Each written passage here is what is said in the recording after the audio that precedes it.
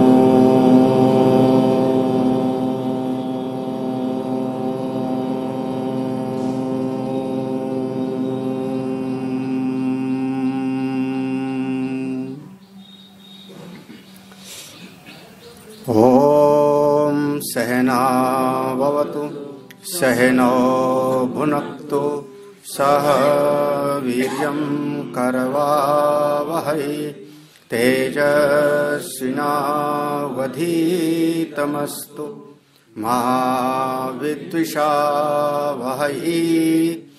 ॐ शान्ति शान्ति शान्तिः।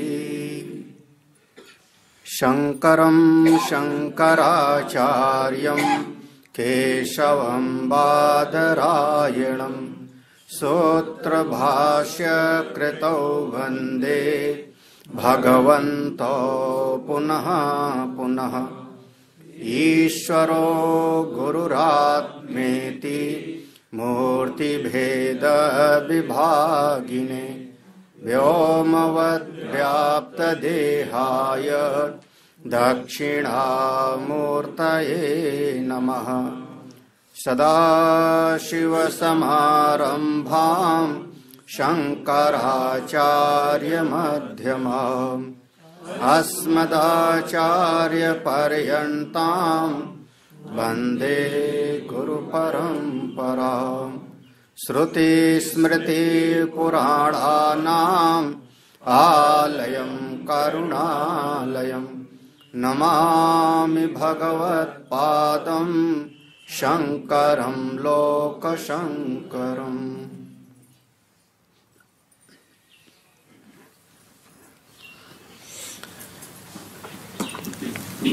ब्रह्म विद्या केंद्र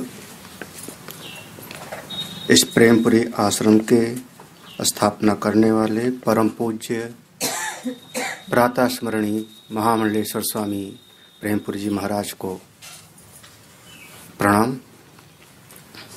समुपस्थित सभी संतजन, आत्मस्वरूप भक्तजन,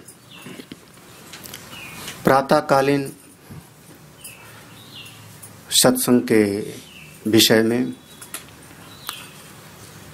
अष्टावक्र गीता का हम लोग चिंतन कर रहे थे, जिसका प्रथम अध्याय और कुल 15 श्लोक तक हम लोगों ने कल श्रवण किया था। 15वें श्लोक में अष्टावक्र महाराज ने जनक को कहा, जनक अयम एव ही ते बंधः,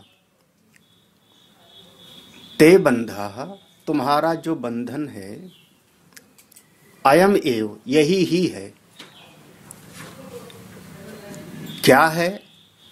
समाधिम अनुतिष्ठति, तुम्हारा यही बंधन है कि तुम समाधि लगाने का प्रयास कर रहे हो।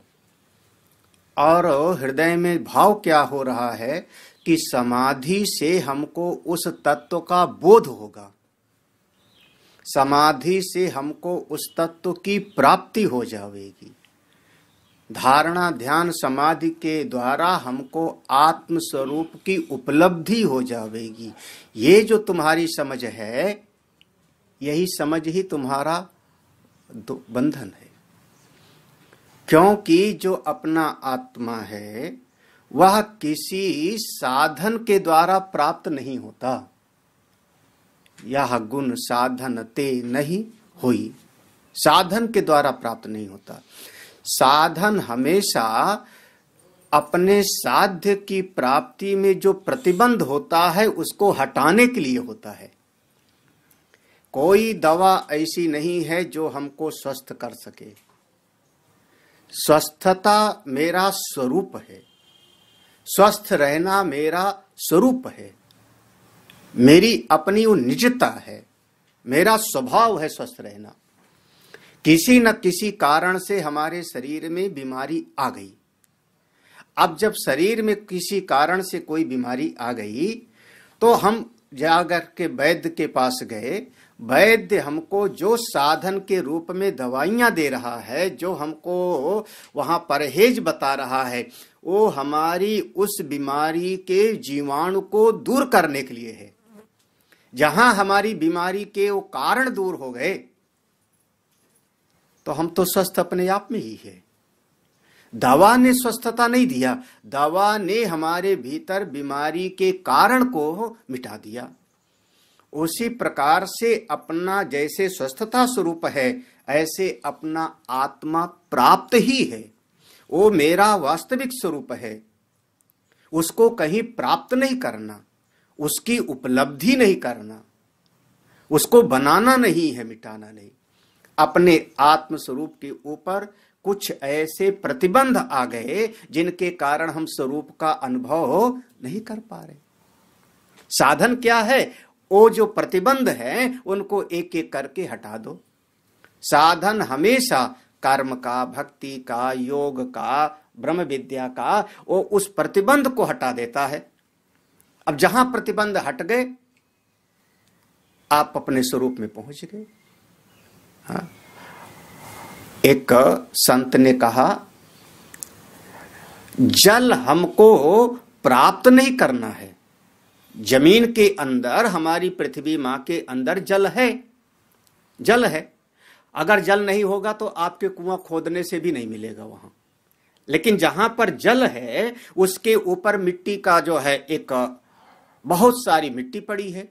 जब आप कुआं खोदते हो तो जल आपको प्राप्त बाहर से नहीं लाते हो। जल वहां पहले सी है।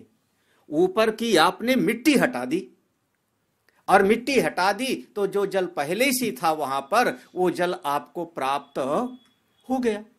तो आपका प्रयास क्या था? केवल मिट्टी हटाने का प्रयास था। मिट्टी हट गई।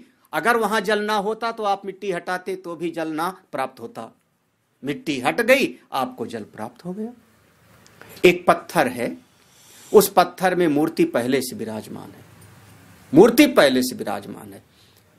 एक मूर्तिकार का जो प्रयास है, उसका जो परिश्रम है, वो मूर्तिकार छेनी लिया, हथौड़ी लिया, और छेनी हथौड़ी लेकर के ऊपर के जो अनावश्यक पत्थर का टुकड़ा लगा है वो सारा का सारा छेनी हथौड़ी से काट काट के निकाल रहा है। वहां कुछ चिपकाता नहीं हो। जहां अनावश्यक जितने पत्थर के वहां चिप्स थे सब उसने हटा दिया, तो मूर्ति अपने आप है उसमें। उसी प्रकार से अपना आत्मस्वरूप प्राप्त ही है। अपना आपका जो ब्रह्मत्व स्वरूप है वो मिले हुआ है। वो जो जो प्रतिबंध हैं, जो जो बाधाएं हैं, आवरण हैं, उनको हटाने के लिए साधना होती है। आत्मस्वरूप की प्राप्ति के लिए साधना नहीं होती। लेकिन अब बोलचाल में हम कह देते हैं कि नहीं, मोक्ष की इच्छा करो, आत्म तत्व की इच्छा करो, आत्म स्वरूप को पाने की इच्छा करो। ये हम व्यवहार में ऐसा प्रयोग कर देते हैं, लेकिन यथार्थता है हमारे अपने भीतर के सारे बाधाएं मिट जावे। समाधिम अनुतिष्ठति। समाधि हम लगाते हैं तो समाधि का प्रयोजन है हमारे चित्त की बहिर्मुखता मिटे, हमारे चित्र की जो हमारा चित्त है उसकी अनेकाग्रता मिटे, एकाग्रता हो जाए। समाधि से चित्त एकाग्र होगा, चित्त हमारा प्रशांत होगा, चित्त की बहिर्मुखता मिटेगी, अंतर्मुखता होगी। समाधि से हम अपने चित्त को तैयार करते हैं, बाकी स्वरूप तो अपना मिला ही हुआ है। हाँ? अरे दुनिया भूले जगत भूले, आप अपने स्वरूप में ही हो। भलो भयो जग बिसरो, सिर से टली भलाए। सबसे बढ़िया वो है, ये पूज्य महाराज श्री कहते थे, हाँ, भलो भयो जग बिसरो। सबसे बढ़िया ये है कि दुनिया भूल जावे, चाहे समाधि लगा के भूल जावे, चाहे ज्ञान से भूल जावे, चाहे प्रेम भक्ति से भूल जावे। भलो भयो जग बिसरो, सर से टली बलाए। दुनिया भूला, आपके सिर की बला खत्म, अपने स्वरूप में निष्ठ हो जाओ। आए में ही तो बंधा। लेकिन जब कोई कहता है इतनी साधना करूंगा तो मैं मुक्ति पा लूंगा, इतनी साधना, अरे परमात्मा आपकी साधना के बदले नहीं मिलते, वहां कोई व्यापार नहीं है। हाँ, इतनी साधना करूंगा तो मुक्ति हो जाएगी, इतनी ध्यान, इतना घंटा ध्यान कर, ऐसे लोग मिल जाते, कहते मैं 1.5 घंटा ध्यान करता हूं। हाँ, एक हो मुजफ्फरनगर में शुक्रताल नाम की जगह, वहां एक संत तो कहते थे मैं 13 घंटे तक ध्यान में बैठता हूं, 13 घंटे तक बिल्कुल एक आसन पे। अब ऐसे लोग हैं। हाँ, अब ध्यान करने से आपका चित्त शांत हो जाएगा, आपका शरीर जो है शांत हो जाएगा, आपका मन शांत हो जाएगा, लेकिन स्वरूप नहीं मिलता। वह ब्रह्म तत्व, भगवत तत्व वो पहले से ही प्राप्त है, क्योंकि वो तो सर्वव्यापक है।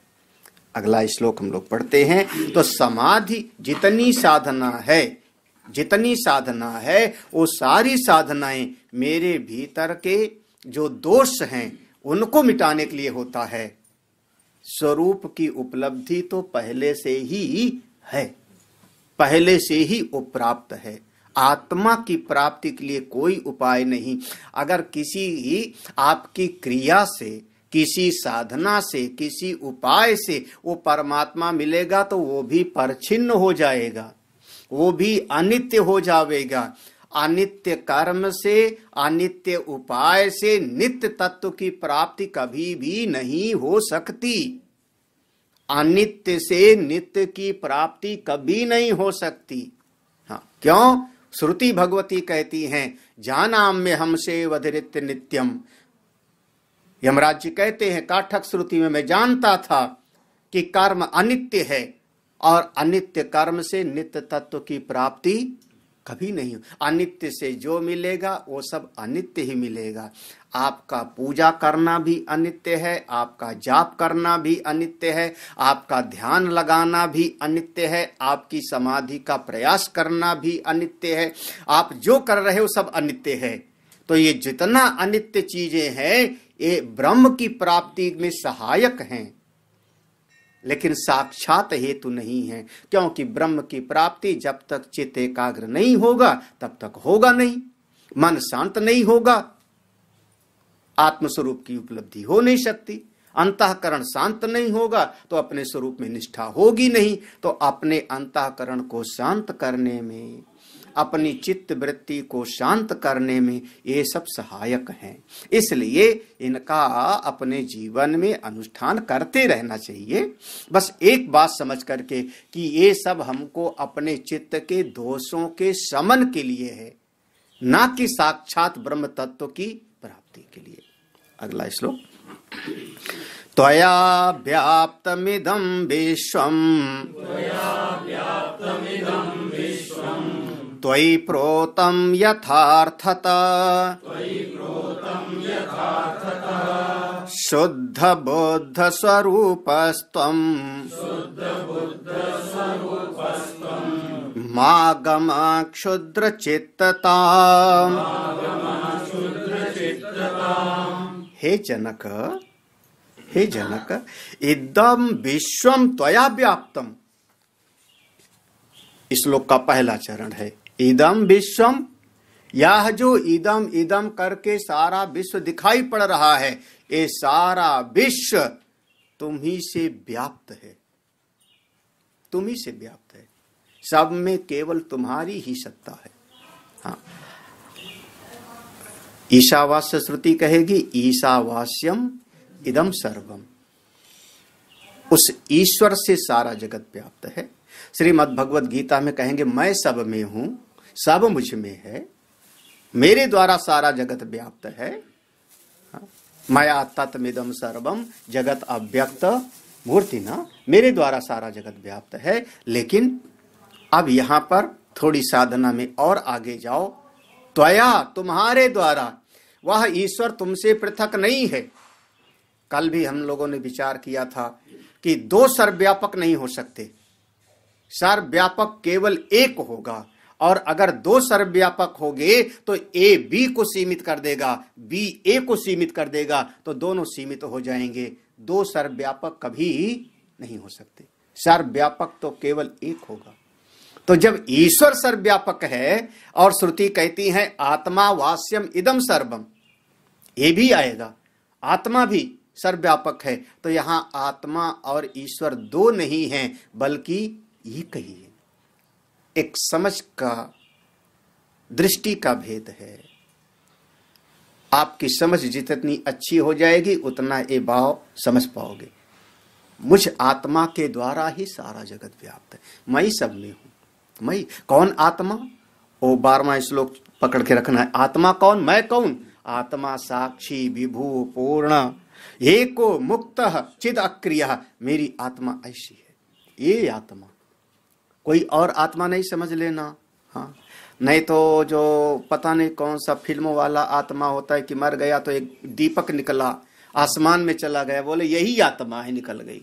ऐसी आत्मा नहीं होती।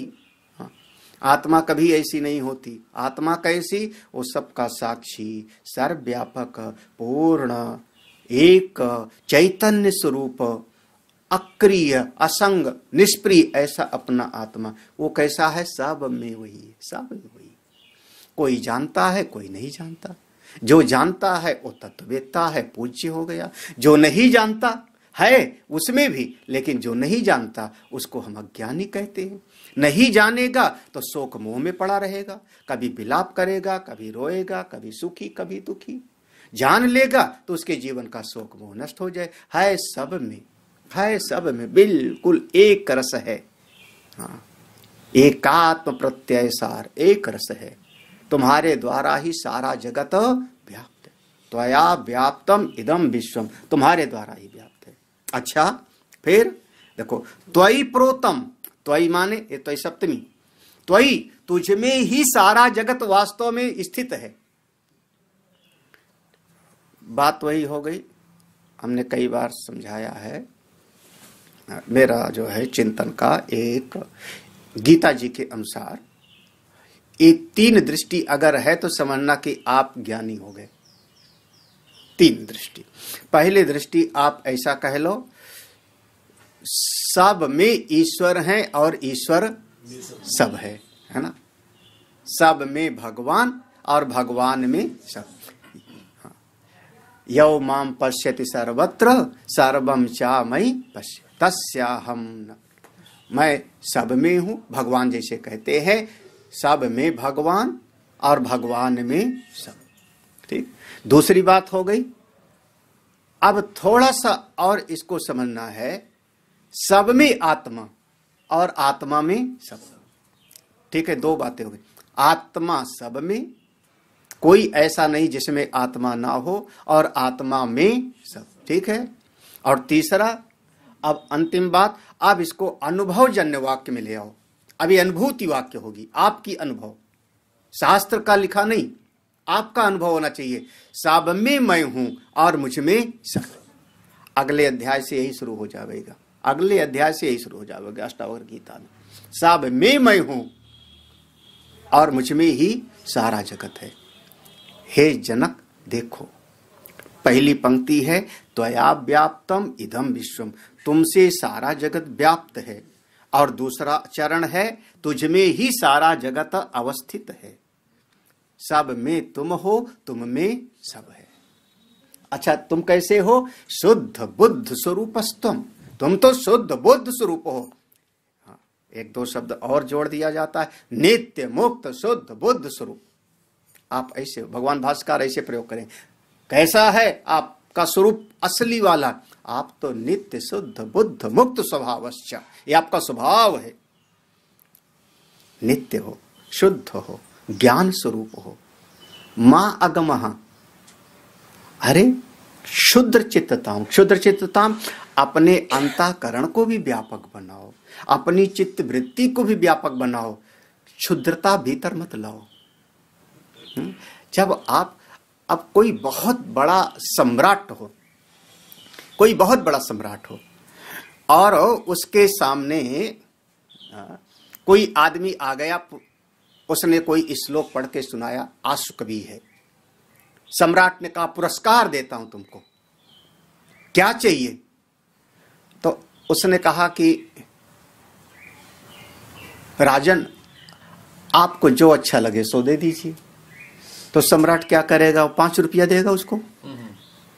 सम्राट अगर पुरस्कार भी देगा तो अपनी हैसियत के अनुसार देगा ना। अगर वो एक सिक्का दे देवे, लो पुरस्कार, तो वो तो एक तरीके से उसने अपना अपमान किया। जिसको दिया उसका क्या अपमान, वो तो मांगने के लिए आया था, उसकी अपनी है आपके पास अनंत, और आपने उसमें से एक सिक्का दिया, 5 रुपया दिया, तो अपमान किसका है? आपका, देने वाले का है ना। देने वाला जब देगा तो अपनी हैसियत के अनुसार ना। क्या वो नहीं समझाया? अब ज्यादातर हमारे समाज में यही होता है, इसको हम कहते हैं क्षुद्रता।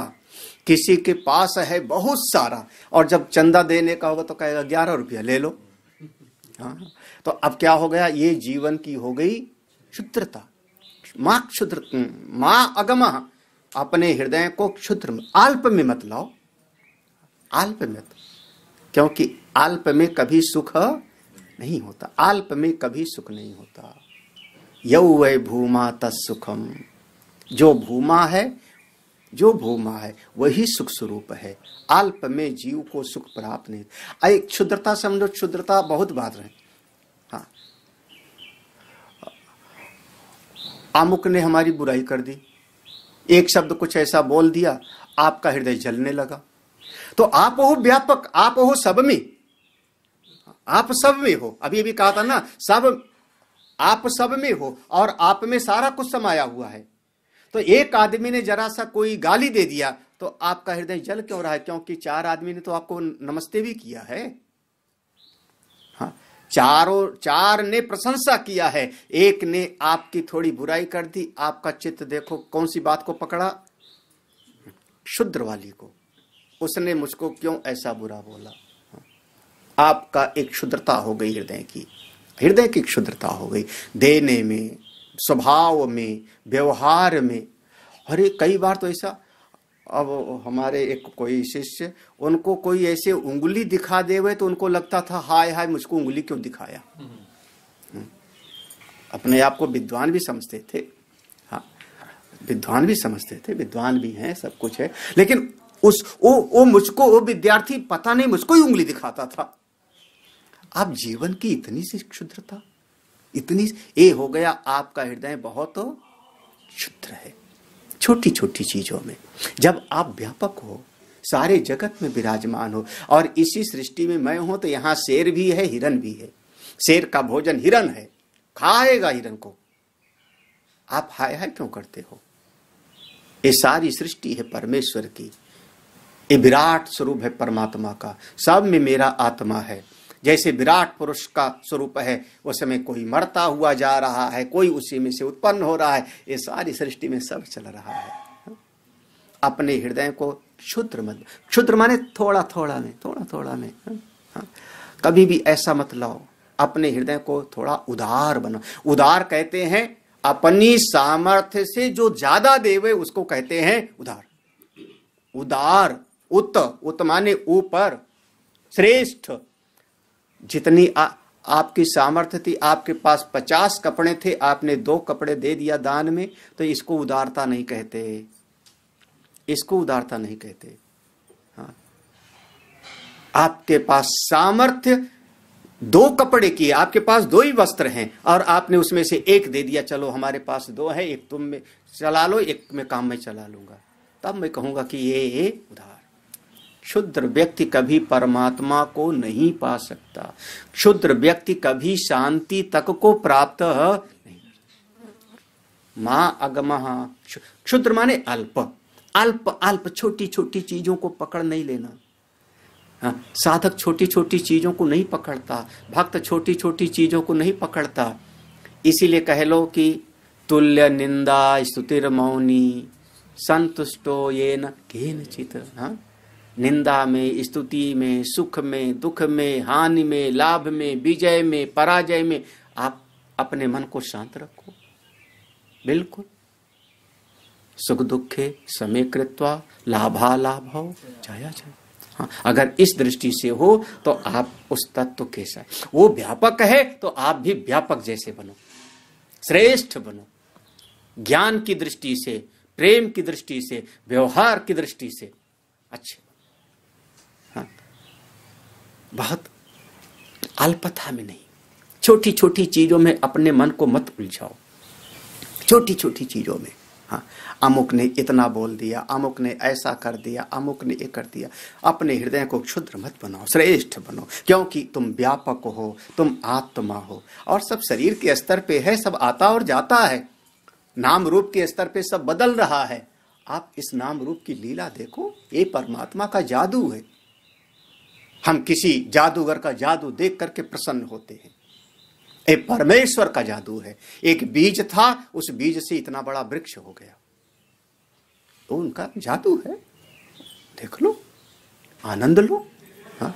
हृदय को बहुत अल्प मत बनाओ, छोटी छोटी चीजों में अपनी सामर्थ्य को नष्ट मत करो। पूज्य संत चरण कहते थे, हाँ, जिसको श्रेष्ठ बनना हो, आगे बढ़ना हो, उसको छोटी छोटी चीजों में उलझ करके अपनी ऊर्जा का बर्बाद नहीं करना चाहिए, अपनी सामर्थ्य को नष्ट मत करो। हाँ, देहाती भाषा में कहते हैं, हाँ, हाथी अपने रास्ते चाहता है, कुत्ते भौंकते रहते हैं। ये देहाती भाषा में। हाँ, श्रेष्ठ व्यक्ति अपनी मर्जी से श्रेष्ठता का काम करता है, और छोटे मोटे लोग चिल्लाते रहते हैं, चिल्लाने दो। अपने आनंद में, छोटी छोटी चीजों में अपने मन को, अपनी बुद्धि को, समय को बर्बाद मत करो। अगला श्लोक, निरपेक्षो निर्विकारो निर्भरा शीतलाशयः अगाध बुद्धिरक्षुब्धो भवचिन्मात्र वासनः। निरपेक्ष, किसी से कोई अपेक्षा मत करो। कोई कुछ कर देवे आपके लिए तो थैंक्स, ठीक है, धन्यवाद। प्रभु ने आपकी बुद्धि को अच्छा बनाया, भगवान ने आपकी बुद्धि में प्रेम उदारता को रखा, ठीक है। अपेक्षा मत बनाओ, अपेक्षा से दुख होती है। आज हमको इतना ही चाहिए, इतना धन चाहिए, इतना संपत्ति चाहिए, अमुक व्यक्ति हमको प्रेम करे, अमुक व्यक्ति हमारी प्रशंसा करे, अमुक व्यक्ति हमारी सेवा करे। छोटी छोटी चीजों में अपेक्षा बना करके जीव दुखी होता है। निरपेक्ष, आप व्यवहार में भी, व्यवहारिक जगत में भी किसी से कोई अपेक्षा मत करो। अध्यात्म की दृष्टि से तो अपेक्षा करना ही करना नहीं है। हाँ, हमारे जीवन के लिए जितनी आवश्यकता होगी वो परमात्मा कर देंगे व्यवस्था, प्रकृति कर देगी, हमारे शरीर का प्रारब्ध ले आवेगा खींच करके।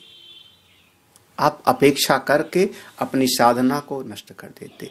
भागवत में तो ऐसा वर्णन आया, भगवान कहते हैं, उद्धव, अगर कोई भक्त ऐसा है जो निरपेक्ष है, शांत है, तो उसके पीछे पीछे तो मैं चलता हूं। निरपेक्षम मुनिम शांतम निर्वैरम समदर्शनम अनुब्रजाम्य हम नित्यम पूय एते अंगुरे रेणु। उसके पीछे पीछे मैं चलता हूं। निरपेक्ष कोई संत है तो क्यों? बोले उसके चरणों की रच पड़े मेरे ऊपर, मैं पवित्र हो जाऊं। कबीर साहब कहेंगे, पीछे पीछे हर फिरे कहत कबीर। कब? जब चाहिए नहीं, कुछ चाहिए ही नहीं। इससे बड़ा कोई धनी नहीं, इससे बड़ा कोई सम्राट नहीं, इससे बड़ा कोई साधक नहीं। निरपेक्षा, कोई अपेक्षा। हाँ, अब हम मना भी नहीं करते, हाँ, घृणा भी नहीं करते कि कोई भक्त आया और ला करके कुछ संत को एक वस्त्र चढ़ा दिया। ठीक है, हम चाहते थोड़े थे, चढ़ा दिए। हमारे उपयोग का होगा तो हम उसका उपयोग करेंगे, और उपयोग का नहीं होगा तो कोई और साधक होगा, उसके काम आवेगा, कोई सेवक के काम आवेगा। संत तो पोस्टमैन के जैसे काम करते हैं, इधर से आता है, इधर से दूसरों को देते जाते हैं। तो निरपेक्षा, हमारे चित्त में कोई अपेक्षा ना हो। दूसरा शब्द निर्विकारः, आपका चित्त छोटी छोटी घटनाओं में विकार युक्त ना हो गए। छोटी छोटी चीजों में अपने अंतःकरण को ऐसा बनाओ, थोड़ी सी प्रतिकूल परिस्थिति आई, आप डावाडोल हो गए। हाँ, निर्विकार, आपका चित्त बिल्कुल निर्विकार हो। ठीक है, घटनाएं होती हैं, इसलिए भगवान राम का जीवन हमारे लिए देखने लायक होता है। पूरे जीवन भर वो बहुत ज्यादा हंसते नहीं, उनका ऐसा मुस्कुराते हैं। उनके चेहरे की सौम्यता है, उनके चेहरे की प्रसन्नता है। हाँ, उनका स्वरूप देख करके ही भक्त लोग आनंदित हो जाते हैं, क्योंकि उनके जीवन में हर्ष नहीं है और विषाद भी नहीं है। अगर कोई जरा दिखाई पड़ता है तो लीला है, लीला है, विषाद भी नहीं। वो हर्ष और विषाद दोनों से रहित है, दोनों से रहित है अपने स्वरूप में। अरे कभी कभी आप पढ़ के आनंदित हो। हाँ, भगवान राम लक्ष्मण जो वन में विलाप कर रहे हैं, राम जी, उधर से सती जी आती हैं। हाँ, सती जी आई और सीता का रूप बना करके आई। अब भगवान राम का विलाप उलाप खत्म हो गया उस समय पर। हाँ, भगवान राम ने हाथ जोड़ करके प्रणाम किया, हाथ जोड़ करके प्रणाम करके कहते हैं, देवी आज अकेली जंगल में कैसे भटक रही हो, कहाँ गए भोले बाबा? भोले बाबा कहाँ है? वो घबरा गई है, तो पहचान लिए हमको, वहां से चल पड़ती। और भगवान राम का उस समय विलाप का वर्णन नहीं है, उस समय विलाप नहीं कर रहे हैं, वो लीला है। उस समय विलाप कर रहे हैं और उस समय जो है व्यवहार किया उन्होंने, जिस समय जैसा यथा योग्य व्यवहार करते हैं। अपने चित्त को बिल्कुल विकार रहित, विकार माने सुख दुख से रहित, शोक मोह से रहित। हाँ, बाहर का बाहर व्यवहार हो। निर्भरः, निर्भरः का अर्थ होता है किसी पर निर्भर मत हो ना। कहते हैं ना कि ये आदमी हम पर निर्भर है, अमुक व्यक्ति अमुक पर निर्भर है। निर्भर माने वो उसका भरण पोषण करता है, जो उसका भरण पोषण करे समझना वो उस पर निर्भर है। हाँ, हम किसी पर निर्भर थोड़े होते हैं। हाँ, क्यों? अच्छा, निर्भर हैं तो किस पर? भगवान पर, अपने प्रारब्ध पर, अपने संत पर। संसार में जो सुखदय आदमी परतंत्र है, छोटी छोटी चीजों में उलझा है, उस पर हम क्यों निर्भर हो? जो स्वयं दुखों की पोटली लेके घूम रहा है और उसके ऊपर आप निर्भर हो गए तो आपको भी दुख ही देगा ना। संसार में कहीं पर किसी पर भी निर्भर मत हो, किसी छोटी छोटी चीजों के लिए व्याकुल मत हो, और सरल भाव में ये जगत जैसा चल रहा है चलने दो। हाँ, आप अपने निर्भर मतलब ये हुआ कि ये नहीं मिलेगा तो मैं जीऊंगा नहीं, ये नहीं होवेगा तो मैं रह नहीं सकता, इसके बगैर तो मैं जी नहीं सकूंगा, इसके बगैर तो मेरे जीवन का कोई प्रयोजन ही नहीं। कोई व्यक्ति, कोई वस्तु, कोई धन नष्ट हो गया तो मैं मर जाऊंगा, बच्चे का कोई नुकसान हो गया तो हाय मेरे जीने का कोई फायदा नहीं। ये सब है कि आप पराधीन हो, निर्भर हो किसी पर। आप जब आत्मा हो तो किसी पर निर्भर क्यों होते हो? जगत उत्पत्ति विनाश वाला है, चलता रहता है, आप स्वरूप में रहो। शीतल आशय, शीतल आशय अपने हृदय को हमेशा शीतल बनाए रखो। शीतल आशय, मन शांत रहे। हाँ, बुद्धि कैसी हो? बहुत बढ़िया शब्द है, अगाध बुद्धि ही, बहुत बढ़िया शब्द है, अगाध बुद्धि। अगाध जैसे समुद्र होता है, समुद्र की गहराई अथाह है, ऐसे आपके भीतर बुद्धि अथाह हो। महाराज श्री ने व्याख्या में लिखा कि आपके भीतर क्या विवेक चल रहा है जल्दी किसी को पता भी ना लगे। ये लगभग महात्माओं के जीवन में होता है, श्रेष्ठ संतों के जीवन में होता है। हाँ, वो क्या करेंगे जल्दी किसी को पता नहीं होता। और लगभग सरकारी अफसरों के भी जीवन में ऐसा कभी बार, गाड़ी में बैठ गए, ड्राइवर को पता नहीं होता कि कहाँ जाना है। हाँ, जब आगे चलेंगे तो ड्राइवर को कहेंगे बाएं मुड़ जाओ, दाएं मुड़ जाओ। मतलब पहले से ड्राइवर को पता नहीं है कि कहाँ जाना है। उन्होंने इतना कह दिया था कि 9 बजे निकलना है। 9 बजे ड्राइवर बैठा हुआ है, किसी को पता नहीं, वो खुद कहेगा कि दाएं मुड़ जाओ कि बाएं मुड़ जाओ, रुक जाओ, यहाँ पर पहुंच गए। हमारी बुद्धि की थाह को कोई जान ना पावे। और थोड़े मोड़े में जो उछलने लगता है तो गोस्वामी कहते थोड़े ही धन जिम खल बौराई, क्षुद्र नदी जिम चली तोराई। छोटी छोटी नदी है, जरिए से वर्षा हो गई और दोनों तरफ से तोड़ती हुई चली जाती है। कैसे? जैसे किसी आदमी को थोड़ा बहुत पैसा मिल गया तो उछलने लगता है, अब हमको क्या करना है, बढ़िया ये चीज खरीदो, वो चीज खरीदो, दूसरे को नीचा दिखाए। छोटी मोटी चीजों में आप विचलित मत हो, आपकी गंभीरता हो, भीतर गंभीर बने रहो। अगाध बुद्ध, एक समुद्र के दृष्टांत से समझा, कम हजारों हजार नदियां ला करके जल भरती हैं और फिर भी समुद्र अपनी महिमा में अक्षुब्ध, शुद्ध मत हो। हाँ, विलाप मत करो। छोटी छोटी चीज में हाय मेरा नुकसान हो गया, हाय मैं तो मर गया। अरे आप ज्ञानी हो, आप आत्मा हो। हाँ, इस जगत में हम कुछ लेके नहीं आए थे। हाँ, एक संत ने कहा चाहे सब नष्ट हो जाए फिर भी मैं फायदे में रहूंगा, सब नष्ट हो जाए फिर भी मैं फायदे में रहूंगा। दूसरे ने कहा ऐसा क्यों? सब नष्ट हो गया, घर गिर गया, सब कुछ हो गया, तो बोले सब नष्ट हो जाएगा तो भी शरीर पर कपड़ा तो रहेगा। अगर चोर सब चुरा ले जावे, सरकार सब ले लेवे, नष्ट हो जावे, तब भी शरीर पर वस्त्र तो रहेगा। जब हम पैदा हुए थे तो शरीर पर वस्त्र भी तो नहीं था, तो हम फायदे में तो हैं। हम तो वहां से देख रहे हैं। अक्षुब्धा, क्षुभित मत हो, विक्षोभित मत हो। भाव, अच्छा क्या बनूं फिर? हाँ, इतना तो कह दिया कि आप अपेक्षा मत करो, आपके भीतर विकार ना होवे, किसी पर निर्भर मत हो, अपने अंतःकरण को शीतल बनाए रखो, अक्षुब्ध मत हो। क्या बने? भाव चिन्ह मात्र वासना, अपने भीतर उस चैतन्य मात्र का भाव बनाए रखो। मैं तो शुद्ध चैतन्य हूं, मुझ चैतन्य के प्रकाश से सारा जग प्रकाशित होता है। मेरे कारण ही सारे जगत की सत्ता है, मैं वो आत्मा हूं।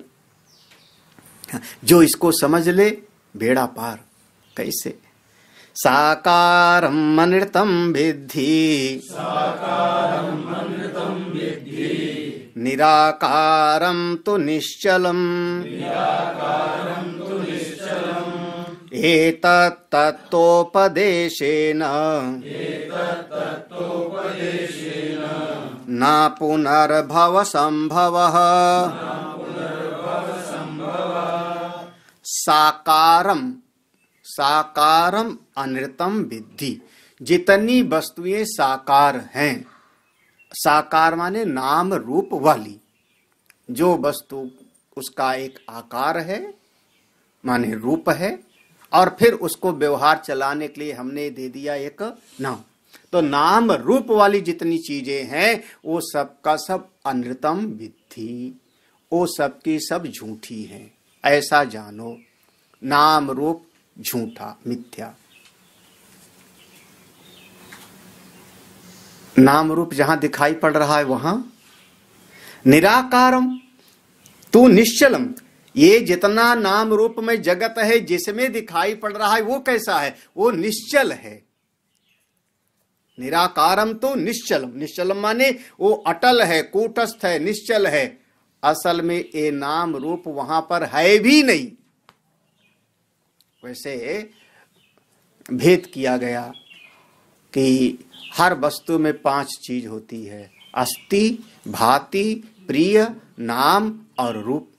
तो नाम और रूप माया का अंश है, अस्ति, भाति और प्रिय ये परमात्मा का अंश है। अस्ति, भाति, प्रिय ये निश्चल है, ये स्वरूप है, और नाम रूप ये दोनों परिवर्तित होता रहता है। लेकिन यहाँ पर जो चिंतन है, यहाँ पर चिंतन है कि नाम रूप जो दिखाई पड़ रहा है ये भी विवर्त है, परिणाम नहीं है। निराकारम तो निश्चलम। और विवर्त भी क्या कहें, कैसे? तो कल हम लोग एक दृष्टांत याद कर रहे थे कि जैसे सिनेमा में पर्दे पर सारा का सारा चलचित्र दिखाई पड़ा। कल हमारा दृष्टांत यही था। सिनेमा घर में पर्दे पर सारा का सारा चलचित्र दिखाई पड़ता है, तो वहां पर्दा है निश्चल, वो ज्यों का त्यों रहता है। उसके ऊपर हजारों हजार चलचित्र दिखाई पड़े, वो वास्तव में वहां पैदा नहीं हुए थे, वहां उनका जन्म मरण नहीं हुआ, वहां पर बस केवल आभासित हुए, आभासित हुए। आपको दिखने लगा कि यहां पर हाथी चल रहा है, घोड़ा दौड़ रहा है, अमुक अमुक व्यवहार हो रहा है। वास्तव में वहां पर कुछ भी नहीं था, कुछ भी नहीं था। जितनी साकार चीजें हैं ये सब कुछ भी नहीं है, सिनेमा के जैसे हैं। और जो अपना निराकार स्वरूप है वो पर्दे के जैसा है, वो नित्य है, कूटस्थ है, शुद्ध बुद्ध मुक्त स्वरूप है। मैं वैसा हूं। ये 2 चीज समझ लो, बस 2 चीज समझ लो, 2 चीज। एक जो नित्य है वो, और दूसरा उसके ऊपर जो कल्पित है वो। तो सारा जगत कल्पित है, सारा जगत में मेरा शरीर भी कल्पित है, या स्थूल शरीर भी कल्पित है, सूक्ष्म शरीर भी कल्पित है। आप व्यवहार में कर लो, गिन लो कि उसमें 17 अंग हैं, 5 ज्ञानेंद्रियां हैं, 5 कर्मेंद्रियां हैं, 5 प्राण हैं, 2 उसमें मन और बुद्धि है। असल में सब उस पर आभासित है, सब आभासित है। आभासित वो चलचित्र के जैसे। साकारम अनृतम विद्धि, निराकारम तो निश्चलम। जो मूल तत्व है वो, जो मेरा अहम सत्ता है, मैं, जो मेरी वास्तविक सत्ता है, आत्मा, वो बोले उसमें कभी कोई चलन नहीं होती, वो ज्यों का त्यों भरपूर। आप ऐसे हो, आप ऐसे हो, कोई दूसरा नहीं। अपने स्वरूप को समझो। छोटी छोटी चीजों से हजारों हजार वस्त्र हम बचपन से पहने और सब के सब हट गए, याद भी नहीं होगा कि कौन कौन से कपड़े आपने पहने। बचपन से कितने कपड़े पहने होंगे, छोटे में, विद्यार्थी में पजामा पहना, कितने जूते पहने आप, कितने चप्पल पहने, पहने चले गए, पहने चले गए, और आप ज्यों के त्यों। ऐसे दृष्टांत से हमको समझना चाहिए, जो ये बदलने वाला सारा जगत है ये पूरा भासित है, और अपना अधिष्ठान स्वरूप आत्मा वो निश्चल तत्व है। एतत् तत्व उपदेश। अगर ये समझ लो, इतने ही तत्व के उपदेश से ना पुनर्भव संभवा, फिर आपका दोबारा कभी जन्म नहीं होगा, दोबारा आपका आवागमन इस मिथ्या जगत में नहीं होगा। जन्म मृत्यु से आप मुक्त हो जाओगे। क्योंकि सारा जगत झूठा है तो आना कहां, आना कहां? हाँ? सारा जगत अगर मिथ्या है तो आना कहां, आना कहां? सबका सब सपने के जैसा है। कभी अभ्यास करो, हाँ, जो सपना आज देखा वही सपना कल भी देखो। जो सपना 1 घंटा पहले देखे फिर 1 घंटे के बाद वही सपना देखो। प्रयास करो। असल में जितने समय तक प्रयास करोगे कि वही सपना आवे, तब तक नींद ही नहीं आवेगी। जब तक प्रयास करोगे, माने होश में हो, होश में हो, तब तक नींद ही नहीं आएगी। और जब नींद आने लगी तो आपका होश नहीं कि कौन सा सपना आवेगा। अभी अभी सम्राट बन के सपना देख रहे थे, भिखारी बन गए आप, कोई भरोसा? वही सपना जब दोबारा नहीं आता, तो एक बार तत्व का बोध हुआ तो इस जगत में फिर दोबारा क्यों आवेगा कोई? जगत है ही कहाँ, सृष्टि है ही कहाँ जिसमें पैदा हो गए वो। उसकी नजर में तो क्या हुआ कि जगत नाम की कोई सत्ता ही नहीं है, वो तो भाषित था। तो कहाँ जन्म और कहाँ मृत्यु, हाँ? न आना और न जाना, इसी क्षण मुक्त हो जाओ।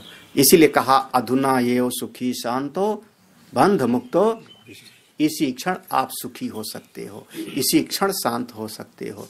छोटी मोटी चीजों में आप क्षुद्रता को मत ले आओ।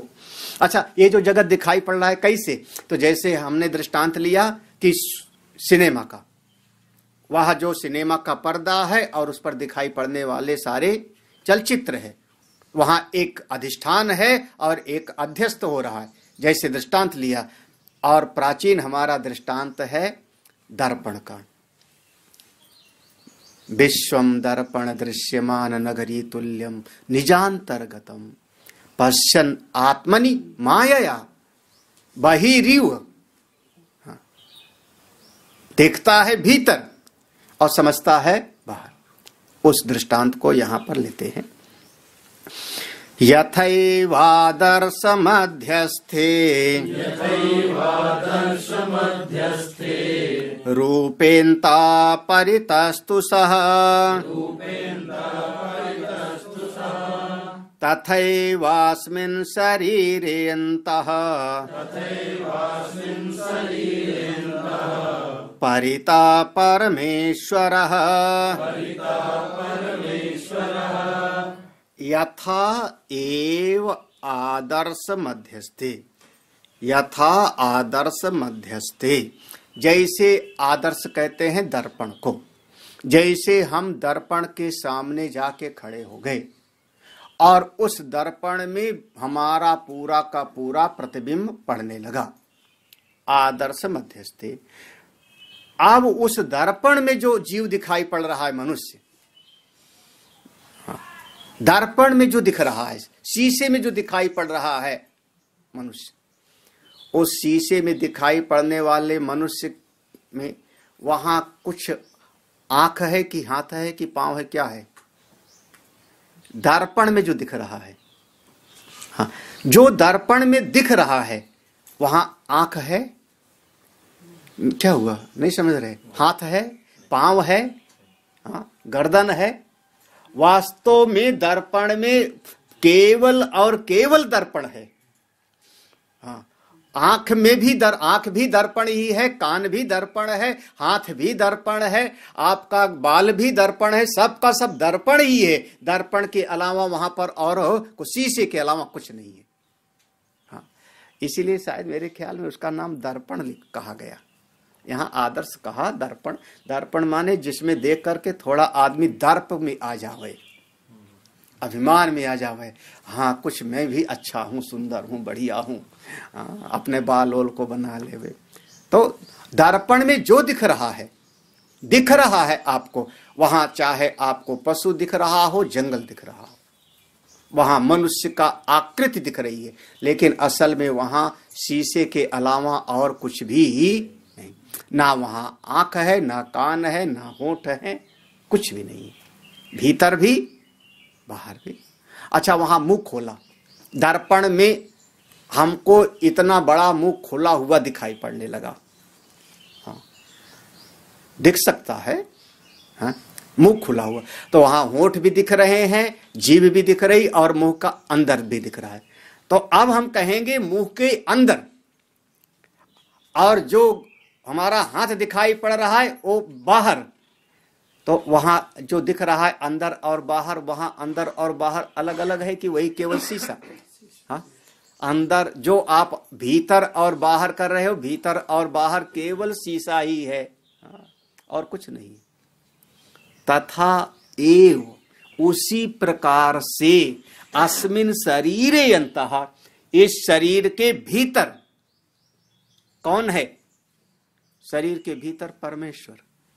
अब भीतर माने, अब कई बार तो ऐसा कहा जाता है आत्मा कहाँ रहती है, तो कई बार कह दिया गया बुद्धि रूपी गुफा में, हृदय रूपी गुफा में, हृदय रूपी गुफा में, या बुद्धि रूपी गुफा में।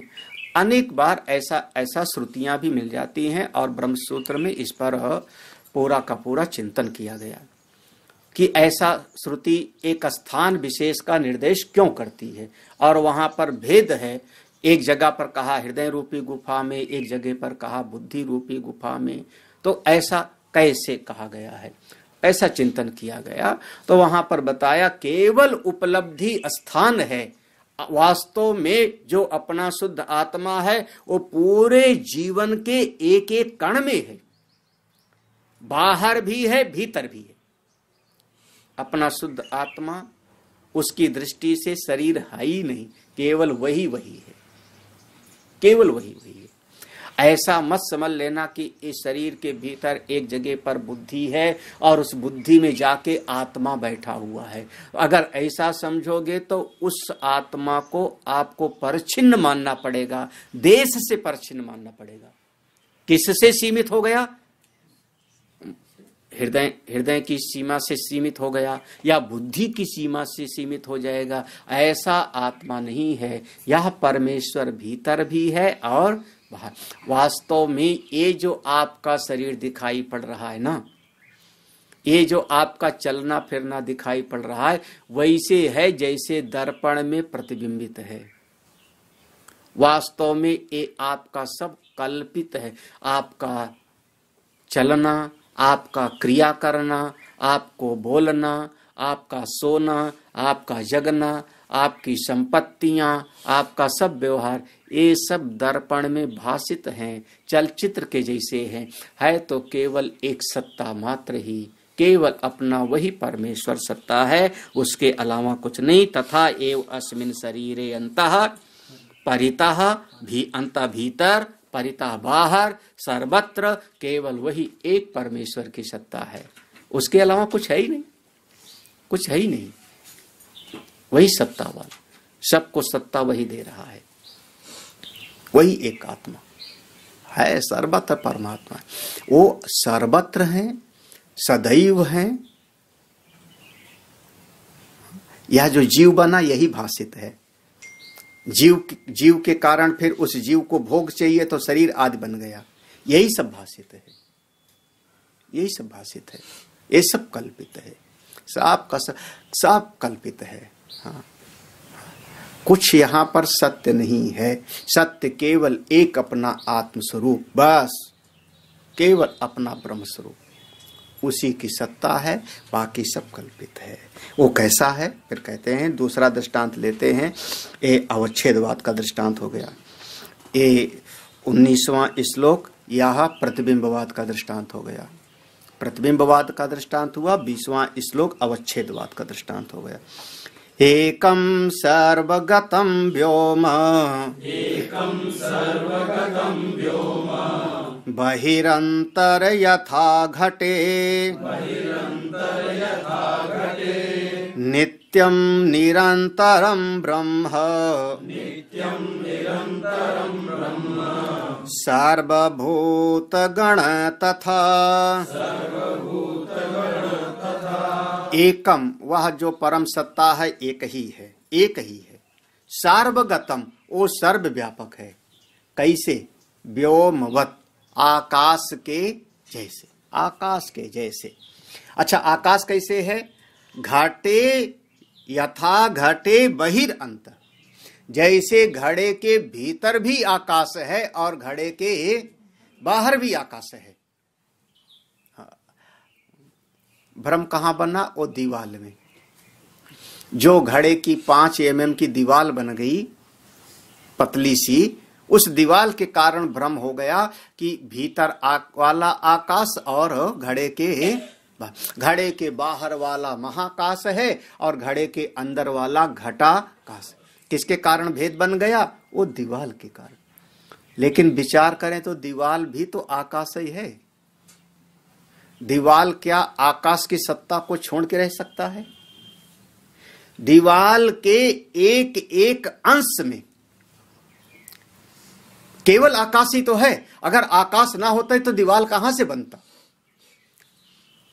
तो दीवाल ही कल्पित है, भीतर बाहर का भेद कल्पित है। वास्तव में तो केवल एक महाकाश ही महाकाश है। लेकिन दृष्टांत के द्वारा समझना है कि जैसे घट के भीतर भी आकाश और घट के बाहर भी आकाश, घड़े की दीवार में भी आकाश। उसी प्रकार से ये संसार में जितने प्राणी दिखाई पड़ रहे हैं चलने फिरने वाले, इन सब के भीतर भी वही और बाहर कौन है? देखो, एकम ब्रह्म नित्यम निरंतरम, वह एक ब्रह्म नित्य है, निरंतर है और सार्वभूत गणे, सारे प्राणी मात्र के भीतर वही है, अंदर बाहर वही है, सर्वत्र वही है। हाँ, अब वो निज प्रभु में देखें जगत, जब सारा जगत प्रभु में हो जाता है, फिर देखो ऐसी भक्ति हो, ऐसा बोध हो, ऐसी दृष्टि हो, जैसे सब जगह पर एक ही आकाश है, भीतर भी बाहर भी। भीतर बाहर का भेद बनाया हमने दीवाल के कारण। अगर दीवाल में भी आकाश देखने की दृष्टि आ जाए तो भीतर बाहर का भेद ही खत्म हो गया, तो केवल और केवल एक महाकाश है। उसी प्रकार से हम अपने शरीर की दीवाल के कारण हम कहते हैं भीतर, और शरीर के कारण कहते हैं शरीर के बाहर है तो बाहर, बाहर भी वही परमात्मा, भीतर भी वही परमात्मा। और समझदारी अगर और हो तो उस परमेश्वर के अलावा कोई दूसरा दीवाल है ही नहीं। ये शरीर आदि सब केवल कल्पित है, भाषित है, केवल चलता फिरता दिखता है, वास्तव में है नहीं। तुम अपने स्वरूप में निष्ठ हो जाओ, तुम अपने स्वरूप में अवस्थित हो जाओ। अष्टावक्र महाराज ने यह प्रथम अध्याय में उपदेश दिया। यहाँ पर अष्टावक्र जी उपदेश से विराम लेते हैं और दूसरा अध्याय जो प्रारंभ होता है, दूसरे अध्याय में महाराजा जनक जी अपने भीतर का उद्गार व्यक्त करते हैं। हे प्रभु, मैं अब ऐसा अनुभव कर रहा हूं, इस तरीके से मुझको अनुभव हो रहा है, मेरी अनुभूति ऐसी हो रही है। तो अगला अध्याय, एक तरीके से अष्टावक्र महाराज जब उपदेश करते हैं तो वह उपदेश पर ये श्रवण मनन नहीं हो रहा है। अष्टावक्र गीता श्रवण का ग्रंथ नहीं है, अष्टावक्र गीता मनन का भी ग्रंथ नहीं है। मनन करने के लिए ऊहापोह हम करते हैं, पूर्व पक्ष सिद्धांत का चिंतन करते हैं। अष्टावक्र गीता केवल निधिध्यासन की बात है, सजाति वृत्ति प्रवाह, बस एक आत्मभाव की वृत्ति बनी रहे, ब्रह्माकार वृत्ति बनी रहे। और इस भाव में होगा ये अखंडाकार ब्रह्माकार वृत्ति अज्ञान का उच्छेद कर देती है, सहज स्वरूप में अवस्थित हो जाते। जनक महाराज अपने स्वरूप में अवस्थित हो गए इतने उपदेश से, इतने उपदेश से। कई बार ऐसा वर्णन आता है कि जनक महाराज मिलने गए हैं, अलग पुराण में है, अष्टावक्र के पास में, हमको तत्व का बोध कराइए, आत्मज्ञान कराइए। उन्होंने कहा ठीक है, समय आने दीजिए, करा दूंगा, समय आने दीजिए। उनको प्रणाम करके कुछ कुशल समाचार पूछा, प्रणाम करके और जनक महाराज निकले।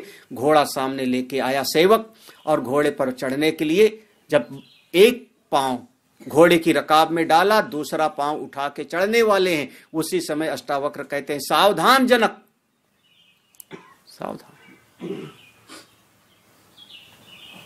किस पर चढ़ रहे हो, कौन चढ़ने वाला है? चित्त को इसी क्षण एकाग्र करो, चढ़ने वाला कौन है और किस पर चढ़ रहे हो, किसके सहारे चढ़ रहे हो? नाम रूप के कि तत्व के? साकारम अनृतम विद्धि निराकारम तो निश्चलम।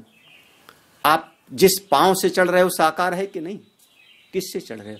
और कहते हैं जनक महाराज को घोड़े पर चढ़ते चढ़ते बोध हो, ऐसा भी वर्णन आता है अन्यत्र। हाँ, तो प्रथम अध्याय में उपदेश सुना और जनक महाराज तत्व ज्ञानी हो गए। इसलिए यहां प्रश्न नहीं है, प्रश्न केवल एक था, अष्टावक्र गीता में प्रारंभ का प्रश्न था।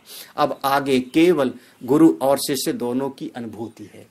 जनक महाराज अब दूसरे अध्याय में अपने अनुभव को बोलेंगे, इसलिए दूसरे अध्याय के प्रारंभ में हम लोग जब पढ़ेंगे कल से तो जनक उवाच करके पढ़ेंगे। जनक उवाच, अब जनक अपने भीतर का उद्गार बोलेंगे और फिर तीसरे अध्याय में फिर अष्टावक्र महाराज जनक को थोड़ा सा हिलाएंगे अस्थाणु खनन न्याय से।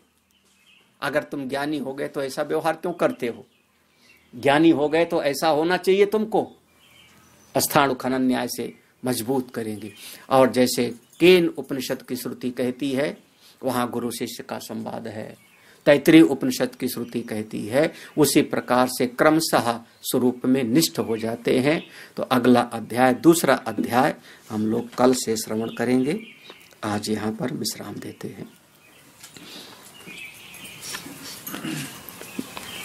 जो दिख रहा है सब का सब कल्पित है, अध्यस्त है। दिख रहा है सब झूठा, दिख रहा है ना इसलिए झूठा, क्योंकि जो तत्व है वही एकमात्र सत्य है जो कभी परिवर्तित नहीं। जितना दृश्य हमने देखा सब बदल जाता है, सब बदल जाता है। जितना देखा सब झूठा। जो सत्य है वो दिखाई नहीं पड़ता, वो नेत्रों का विषय नहीं बनता, वो आपकी अपनी सत्ता है, अपना स्वरूप है। उसको कैसे देखोगे, वो इंद्रिय ग्राही नहीं।